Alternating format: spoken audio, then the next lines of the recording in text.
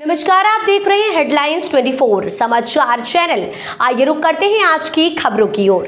अटल बिहारी वाजपेयी की जन्मशती पर संगोष्ठी संपन्न। भोपाल। भारत रत्न पूर्व प्रधानमंत्री स्वर्गीय अटल बिहारी वाजपेयी की जन्म शताब्दी पर राष्ट्र संगोष्ठी केंद्र व्यावसायिक शिक्षण संस्था के पंडित सुंदर लाल शर्मा सभागार में 20 एवं 21 सितंबर को आयोजित हुई। शनिवार को संगोष्ठी का समापन हुआ।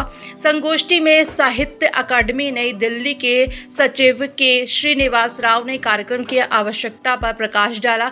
विशिष्ट प्रवक्ता साहित्य अकादमी के हिंदी परामर्श मंडल के संयोजक डॉक्टर गोविंद मिश्रा ने राजनीति के स्तर के अध्ययन के लिए साहित्य के स्पर्श की आवश्यकता बताई। मुख्य वक्ता के रूप में साहित्य अकादमी के अध्यक्ष डॉक्टर माधव कौशिक ने करुणा के महत्व को रेखांकित किया। विश्वविद्यालय के कुलगुरु प्रोफेसर खेम सिंह डहरिया ने स्वर्गीय वाजपेयी की वैश्विक व्यापकता के साथ साथ सम्यक दृष्टि, उदारवादी चरित्र और राष्ट्रीयता को महत्वपूर्ण बताया। सतत मानव के हृदय जीतने का निश्चय ये वो सिर्फ कहते नहीं थे, सिर्फ गाते नहीं थे, इसको उन्होंने करके दिखाया। इसलिए जय जवान जय किसान और बाद में उन्होंने जोड़ा जय विज्ञान और बाद प्रधानमंत्री उसमें जोड़ते हैं जय अनुसंधान, जिस रिसर्च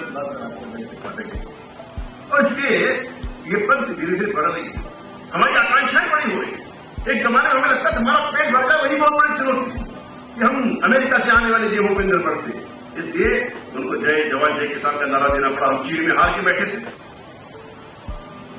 और चीन युद्ध के बाद हमारा मन टूटा हुआ था, तो हमें सैनिकों को सम्मान करना था और देश का मनोबल बढ़ाना था। उस समय की चुनौती वो थी।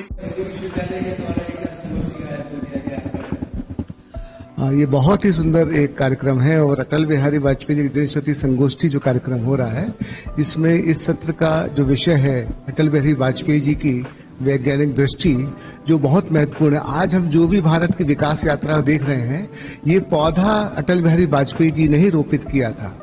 जब उन्होंने 1998 में पोखरण विस्फोट किया था, वो उनकी अदम्य साहस और दृढ़ शक्ति का ही एक प्रतीक था, जिसने विश्व में भारत को एक आत्मनिर्भर भारत के रूप में प्रतिष्ठित किया।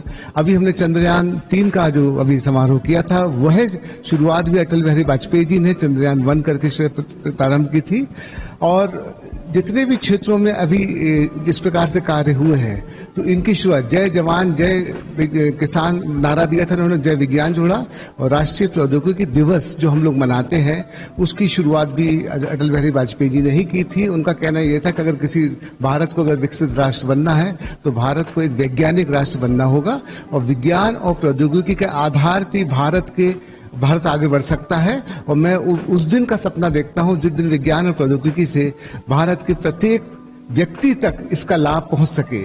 और जिस प्रकार से हमने कहा 11 मई को हम प्रौद्योगिकी दिवस मनाते हैं, इस दिन पोखरण विस्फोट किया गया था, जिसको ऑपरेशन शक्ति नाम भी वाजपेयी जी ने दिया था।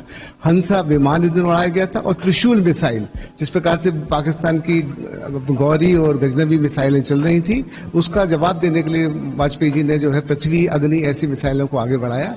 और आज भारत का जो भी विज्ञान स्वरूप दिख रहा है, इसके पीछे वाजपेयी जी की ही दृढ़ शक्ति, अदम्य साहस और दूरदृष्टि रही है। वो बिल्कुल आपने सही कहा। नहीं, हिंदी जो कोई भी राष्ट्र जब तक अपनी मातृभाषा में कार्य नहीं करेगा, तब तक वो आगे नहीं बढ़ सकता। हम सब जानते हैं कि विज्ञान के क्षेत्र में आज जैसे आईसीटी के क्षेत्र में हो, चाहे इंजीनियरिंग के क्षेत्र में हो, ऑटोमोबाइल में भारत बहुत काम कर रहा है। लेकिन जितने भी आविष्कार हो रहे हैं, वो सारे आविष्कार जो हैं वो विदेशों द्वारा आए जा रहे हैं। जब तक भारत अपनी मातृभाषा में ये कार्य नहीं करेगा, मध्य प्रदेश पहला राज्य जिसने मेडिकल और इंजीनियरिंग की पढ़ाई हिंदी में प्रारंभ की है, निश्चित तौर पर इसके हमको परिणाम जो है 2047 के पहले मिलने लगेंगे।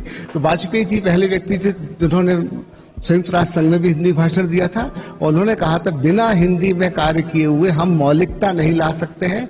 और इसीलिए ये कार्य अब धीरे धीरे प्रारंभ हुआ है और कार्य चल रहा है। मैं प्रोफेसर संजय तिवारी, कुलगुरु हूँ मध्य प्रदेश भोज मुक्त विश्वविद्यालय भोपाल से। जी, मेरा नाम संजय द्विवेदी है। मैं माखनलाल चतुर्वेदी राष्ट्रीय पत्रकारिता विश्वविद्यालय में प्रोफेसर हूँ।